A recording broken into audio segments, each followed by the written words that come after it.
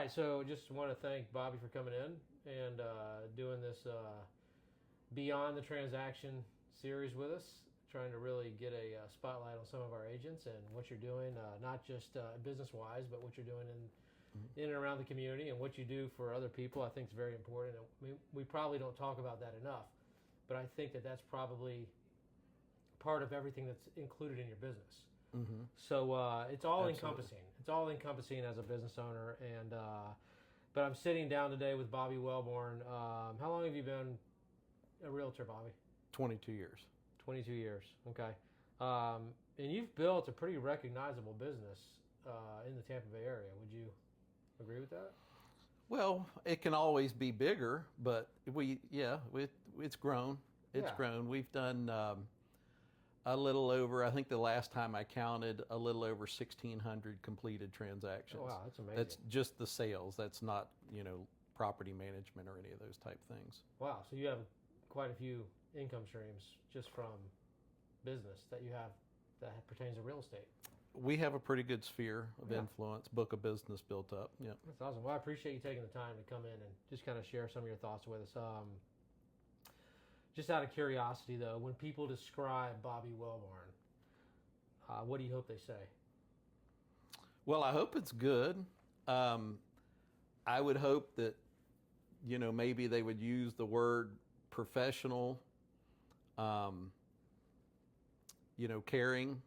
We've always tried to operate our group where we treat our customers the same way we'd like to be treated.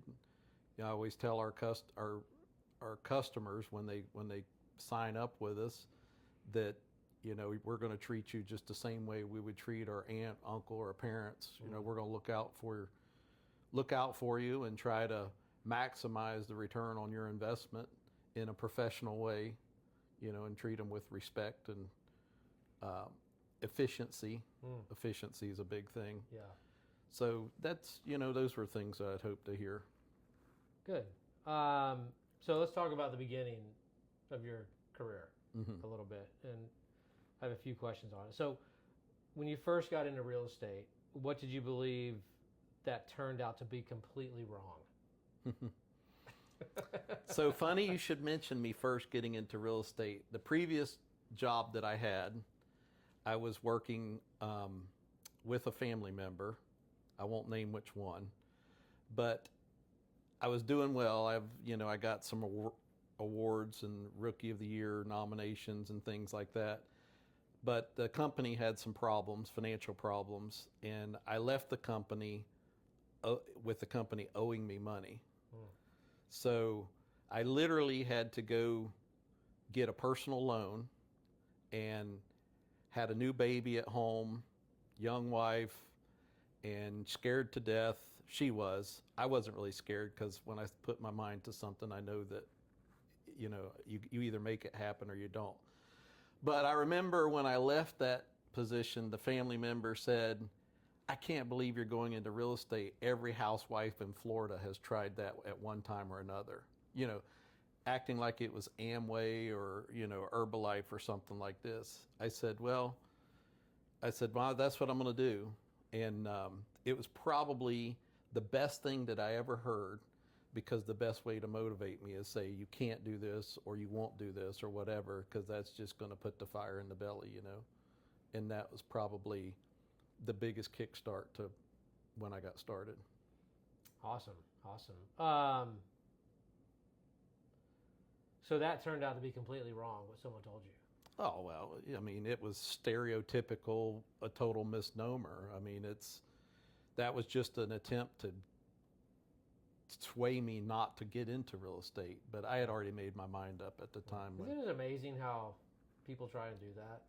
Like, no matter what your idea is or what your thought, people will try to dissuade you from jumping in and doing it. There's a lot more negativity in the world than there is positivity, and it's a lot easier. I look at energies kind of like the food supply. There's a lot of junk food around there, and junk food is super cheap, it's super easy and super convenient. Yeah. It's the same thing about negative thinking and negativity. It's real easy to get a bite full of negativity and to live off of it, Yeah. which you're not going to live as long as you do if you live off the positive side of things. But yeah, that's true. Yeah. No, that's really well said too. Easy, cheap, and inexpensive. Mm-hmm. Probably not a good recipe for business. No, not at all. So translating that to real estate, though, what did you believe about real estate that turned out to be completely wrong? The business side. Well, honestly, I thought that when I first got my license, back then they had the ceremonies where you're initiated into the Realtors Associations and the congratulatory. I thought, well, this is great. I'm officially a realtor. I got my lapel pin. Yes. The people are going to come to me just begging me to help them. And that's not exactly what happened. You becoming a realtor just means that you've met the qualifications. You have to prove yourself to people. Yeah. And the old saying, people don't care how much you know until they know how much you care. You have to. That's the biggest surprising part, because I think a lot of people get their license and they think, oh, I got my license, now all I got to do is just go check the mailbox for the checks. Or they see it on TV that all I got to do is put these people in the back of my car and show them house A, B, and C and say, which one do you want, and the check will be there. That's not so much. And I realized going through the classes, the initial classes and everything, that the analogy that when someone asks me, I have people come up and say, I'm thinking about getting into real estate, what do you think? And I say, well, I said the best advice, an analogy that I could give you is, there's a lot of people that walk in and out of the DMV every day with driver's licenses, but they're not Mario Andretti. There's a lot of training, discipline. You have to learn your craft. So speaking about that misconception you had, there's a lot of agents that have that misconception that just because you have your lapel pin, the realtor lapel pin, the button they give you, and you stand up and you take the oath, that business is going to fall in your lap. What changed your thinking once you got into it? The fact that I had startup money of a $5,000 personal loan. So not only did I have a new payment that I was going to have to make to repay this loan, but that was it. I had a new baby at home. I had a young wife. I had a couple other children at home that I had to provide for. And the first thing that my wife says when I made this decision is, I can't believe you're doing this. Why can't you just get a real job? I said, well, what's a real job look like? What is it, stacking 2x4s at Home Depot? Or what is a real job? And to her, she didn't mean it in a bad way. She was looking for stability. She wanted me to know that I had to be at work at 9 o'clock and home, get off at 5 o'clock, and Right. that was it. Right. So, that was probably the most enlightening part of getting into the business. Yeah, you had a huge reason why you get up every day and try to generate business. The best advice that I can give an agent, every morning when I got up, either looking in the mirror whenever I was getting ready for the day or getting in the car, the mindset that I immediately assumed, my game face or game mode was, what are you going to do today that's going to generate $1 tomorrow? If you're not doing those activities, you're not going to make it.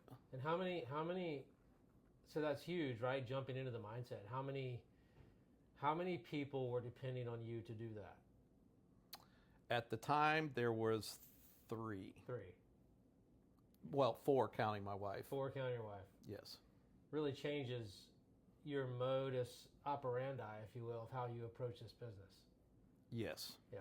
Yes. There is no, like they say, I'll try it. Like they said in Bold, you try broccoli. Right.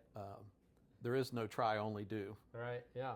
I think I've heard that many times. Yeah. That's a great story, by the way. Thank you for sharing. When did this become more than a job? it wasn't just a job anymore, it was a way of life? Uh, Or when did you realize that? Whenever I started getting my first deals and you get to the closing table and you see how satisfied people are, and throughout my real estate career, I've been able to save people from going into foreclosure.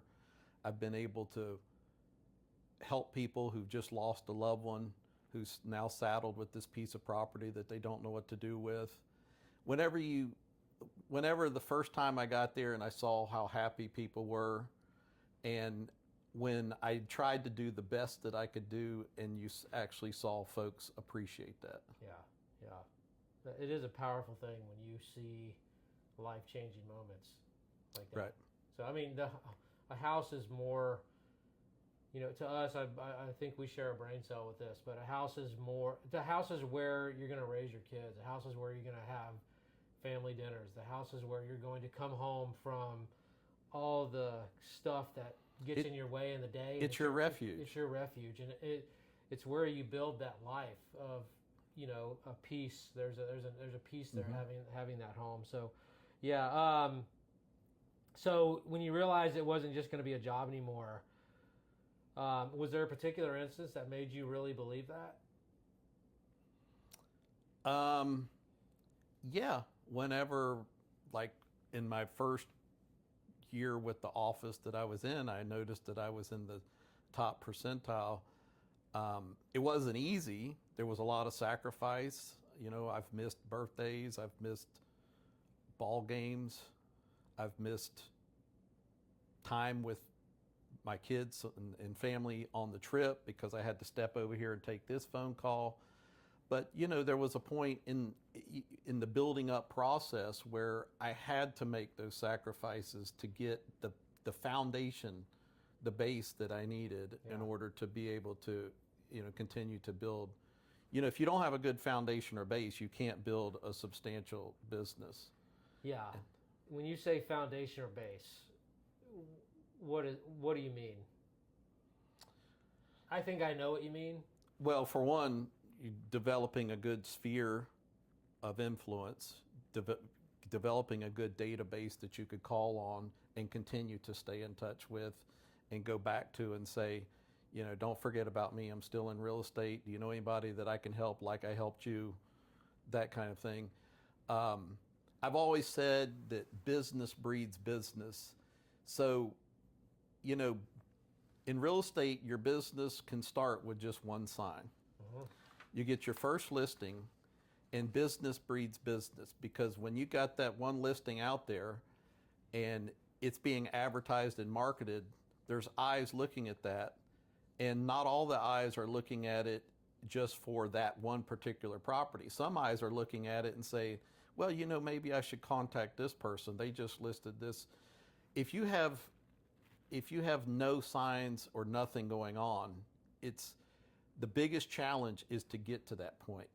Get some business, get out there, because it seems like the momentum starts to grow. It's like the story in the Bible with the mustard seed. You got to have that one mustard seed, and then it grows into. Yeah. But that's, if any advice that I could give folks is get that first piece of business, because those pieces of business will lead to more business, provided that you nurture it and provided that you take care of your business. Now, you can't just go out and plop a sign in somebody's front yard and just not answer your phone call and not provide a high level of customer service. It's a nurturing process.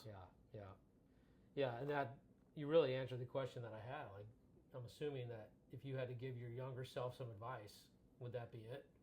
Just let it nurture, let it build. Well, that, and I should have bought more houses. I should have bought more real estate. I mean, I'm fortunate now. I have a rental portfolio of about 27 properties. Okay. So I've been able to take my real estate knowledge and reinvest back into myself, and that provides a great cushion for different ups and downs in market and that kind of thing. And definitely provides, tax advantages, additional revenue stream. But that's the thing I joke with my wife. I said, if I'd have known what I know now at 24 years old, I probably would have retired 10 years ago. Wow. I say that, but I probably wouldn't. No, I'd probably no, keep working just the fact that you have the 'cause option I like to do it. that Yes. is incredible. Yeah. So you've built consistency over a long period of time. Most people can have a good year. Very few build a great career. What's the difference? Well, you can live to work or you can work to live. Oh, explain. Well, there's some folks, there's a lot of agents that they get on the business or transaction roller coaster. They'll work. They'll get a couple transactions, couple closings, and then they'll coast. They go into coast. I never take my car out of gear. I've always got it in the highest gear that I can achieve and always putting my foot to the gas. So it takes away that roller coaster effect. That's right. You may have some dips, but you don't feel them as much. And it goes back to the mindset. Wake up every day and say, what activities can I do today that's going to generate $1 for me or a transaction tomorrow? I love that. So where do you think agents spend energy that produces very little return? Facebook is a tremendous time suck. It is. The amount of doom scrolling that happens. Yeah, I mean, it's a great avenue for getting a message out, and but it is. Take the time that you're going to spend on Facebook and get on the telephone and speak to people about real estate. Love that. Or take the time and go out in a neighborhood where a new listing has come up. It doesn't even have to be your listing. I've seen that when a new listing hits a neighborhood, there's a phenomenon, and I think it's because neighbors want to see somebody else make the leap first. But usually, there's a neighborhood where a new house comes on the market, there's usually 2 or 3 more listings to follow really soon in that same neighborhood. Yep. When you see a situation like that, build the skill set to recognize that. And when you see that one house come up there, go door knocking and go tell that story to the neighbors. Say, look, I'm not here to buy or sell you anything, but have noticed that when one house goes up for sale, there's usually another neighbor who wants to do the same. Do you know who that neighbor is? Yeah. Instead of sitting there on TikTok or Facebook and doing whatever. Yeah. I don't spend a lot of time on either one of those platforms. Yeah. I get your sentiment too on that, 100%. If someone followed you around for a week, what would surprise them? That you're not on Facebook? Probably. I would say if they followed me around for a week, probably what would surprise them is how I can try to squeeze 28 hours out of a 24-hour day. It's sometimes effectively, it's sometimes maybe I squeeze it a little too tight, but just probably the push, the hustle. drive. Yeah. And the my grandfather always said growing up, if something's worth doing, it's worth doing right. If you're going to do it right and do it one time the best you can. Yeah. What do successful agents stop doing? Well, they get complacent and they get, like I said, the roller coaster thing. They get a little bit of breathing room, and as far as the income and the transaction goes, and then they decide that they want to coast for a little bit and take it easy and this and that, and that's just, it catches up to you. You got to keep your foot on the gas and keep your pipeline full. Yeah. So here's a question: if your business disappeared tomorrow, what's the very first thing you'd rebuild? If my business disappeared tomorrow. Yeah. What's the very first thing you'd rebuild? I would probably work on tweaking my systems. Because the longer that you're in business, you can look back and say, oh, we could have done this way, and it'd probably be more efficiency. It'd probably be focused on efficiency. It's systems and efficiency. Systems, models, and organization. Yes. Yeah. I think everyone is kind of looking at that, especially the more you grow. Well, it goes back to what I was saying earlier about the base and the foundation. If you don't have a good base and foundation, and bases and foundations, the best ones are rooted in systems, models, and organization and efficiency. Yeah. So if you're not operating, if you can't operate a few transactions systematically and efficiently, how are you going to scale to a couple hundred? Right. Got to have a system. 100%. Yes. 100%. So let's talk about your leadership style just a little bit here. I know you've worked with a lot of agents over the years. What usually is holding them back? There's a lot of agents who, the only way I know of saying is can't get out of their own way. You know, they feel like they have to put on the super agent uniform, and that's not what we're here for. What we're here for is to guide the transaction where nobody gets hurt. Everybody reaps the benefit of the highest benefit of the transaction. Because at the end of the day, every real estate transaction just involves people wanting to pay the right price, right? So a seller wants to receive the right price, knowing they haven't left any money on the table. The buyer wants to pay the right price, meaning they haven't overpaid. And, you know, they want a nice, smooth transaction to get to both of those goals. There's a lot of agents who feel like they need to interject emotion and they need to, you know, they just create all these extra layers of complexity that doesn't need to be there. Yeah. It needs to be a transaction and it needs to be professional.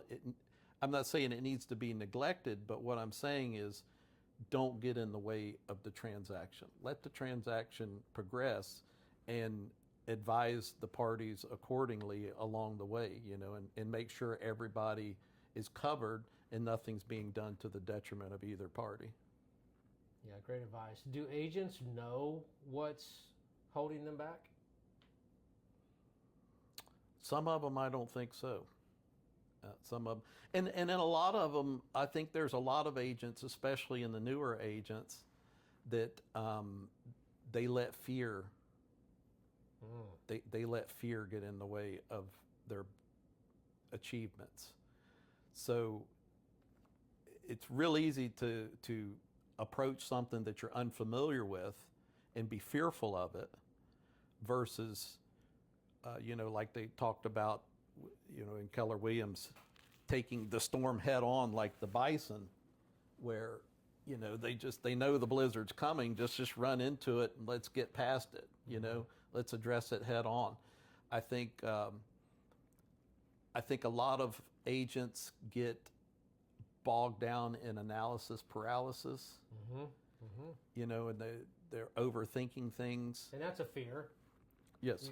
You go into the what if world, and there's a lot of agents that I see get held back because they are, you know, they're going to the range, so to speak, and they're at ready, aim, and they never pull the trigger. They never get the fire. They're right. They never launch. Yeah. Right, and they just get stuck in that, and it just gets the best of them. Yeah. What's the hardest truth you've ever had to tell another agent? The hardest truth I've ever had to tell another agent? Yeah. Well, unfortunately, we've had to tell some agents that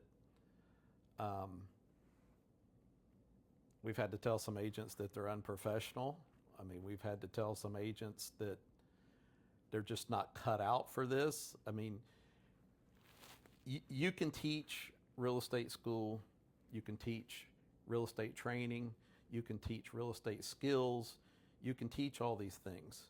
But if a person does not have the internal drive, and you just can't teach motivation and ambition. Right. And I've had to tell some folks, look, you just don't have the motivation and ambition.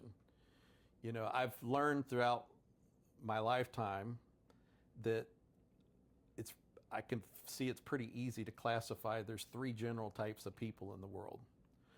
There's people that make things happen. There's people that watch things happen, and there's people that wonder what happened. And sometimes those people that wonder what happened would like to be in the world of people that make things happen, but that's just not their profile. That's not their personality. So how do you know when someone really wants to grow versus simply likes talking about growth? They ask a lot of questions, and they use these more than this. Easy to understand that. They're coachable. You can tell they're like a dry sponge, and they just want you to throw water on them. You can tell. Yeah. So I'm curious, how much of the environment around you has influenced your business? I think the biggest influence to my business came from the sales background, because I come from like a retail background, and my family, my mother was but my mother had a work ethic that was strict to a fault. I mean, it was, if we could stay open 7 days a week, we would have been open 7 days a week, and there would, vacations were a bad word. Oh man, yeah, don't say the V word. That was terrible. But that helped me sharpen and helped me learn a good work ethic, that you wake up, treat your career like a job. There's people depending on you. Yeah. The people that hired you to sell your house did not hire you to sit there on TikTok and watch funny videos, or Right. They did not hire you to go off for half a day going and getting your nails done, or go sitting by the beach or whatever. They hired you to get your house done. They're trusting you. They're hoping, and their confidence is in that you're doing what you promised them that you would do. Yeah, and I can see there's a deep sense of responsibility to what you've given your word for with the clients that work with you. So, so can agents grow the room they're in? Oh, sure. Yeah. Yeah. And we've had agents that have joined our team and who have done that. Yeah. They've come and they've learned to sharpen their skill set and gotten better and better, and sometimes we've missed the opportunity by not making the room bigger for them. I can't say that hasn't happened to me. Sure. So, but yeah, absolutely. You can, there's definitely room for growth, and that they can get bigger. Agents can make their business as big as they want it. Yeah. If they're willing to do the work and put together the systems and the foundation and the basis for it. Yeah. So, speaking of that, if an agent watching this feels like they've hit a ceiling, wherever they're at, what questions should they be asking themselves?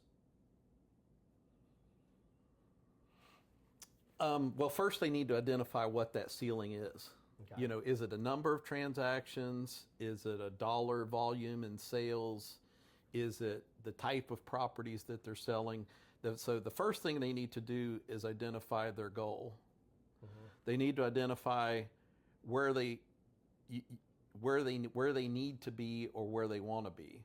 Otherwise they're just pulling out on the interstate without any directions or a roadmap, Right. and they're just driving just to see what comes along. Yeah, it's amazing. Some people don't even realize they've hit the ceiling. They feel this area of developing. They're not developing anymore. They're not growing anymore, but they don't even understand the ceiling. Mm-hmm. And so because of that, it's really hard to set a goal, right? They just... Well, there's that, and I've run into before. I knew when I was at the office working till 1 or 2 o'clock in the morning and not being home, that I needed to take a next step, and that was when I hired my first admin. Well, you needed to scale. You So, needed to leverage. I knew I was banging my head against the ceiling. Yeah. And it was really causing a lot of problems in my life, and I knew that I needed to to take that next step to get into the next tier. Yeah. And that's what's great about the the Millionaire Real Estate book. You don't have to reinvent the wheel. It's already right there. You just need to follow the model. Yeah, it's great we have a model for sure. So let's go to a rapid fire. Some questions here. Okay. Okay. So just one word, short answer. Okay. Biggest misconception about successful agents.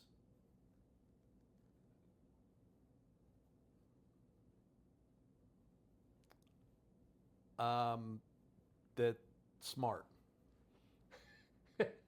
Best business book. Best business book? I would say MREA.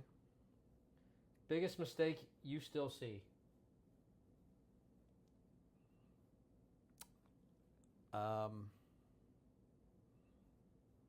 Biggest mistake I still see? Inaccuracy. Oh, okay. One habit you'll never quit.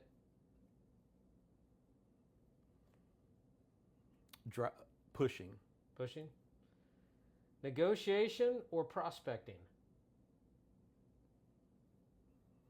I like negotiation. Hard work or consistency?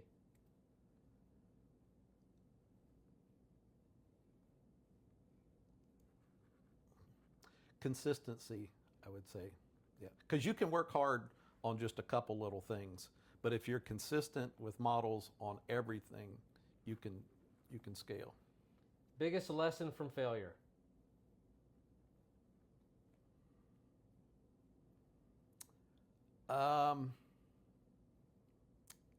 Leaning too far forward in my skis. I gotcha. I had some really bad initial real estate investments that I was, aiming for the moon, and it didn't work out. One word that defines leadership.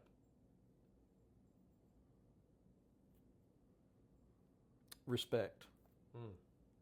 And then finish this sentence. Success becomes easier when blank. You help others get what they need. Wow. Well, in closing, if every realtor in Tampa heard one sentence from you today and actually lived it, what would you hope that sentence would be? What am I going to do today that's going to generate $1 for me tomorrow? I love it. Man, I really appreciate you spending time with us today doing this. It's a pleasure to have you in here to learn a little bit more about you. I think it's so helpful just for me to hear it. It kind of makes me look in the mirror a lot, some of the things that you say. And like I said earlier in this, I think you and I share a brain cell when it comes to a few things. Mm-hmm. It may just be the season of life we're in. Could as well. It could be. But yeah, I really thank you for coming in. You've challenged us to think about leadership, about business, and hopefully this reaches an agent in our office or elsewhere that has those same challenges. And hopefully it makes a difference. Yeah, and we want